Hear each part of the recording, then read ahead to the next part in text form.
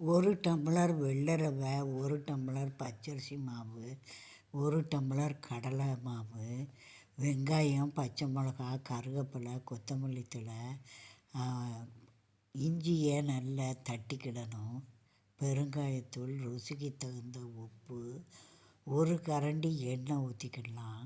காய வச்ச எண்ணெயை மாவில் ஊற்றினா சொரீர்னு வரும்.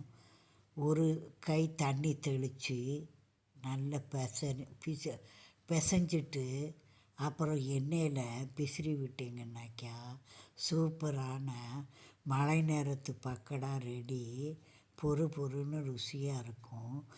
மிளகாய் சிக்காமல் இருக்கிறதுக்கு நீங்கள் கரம் மசாலா தூள் போட்டு பிசைஞ்சிட்டிங்கன்னா குழந்தைங்க சத்தம் இல்லாமல் இது ஒரு ஈஸி ஸ்நாக்ஸு.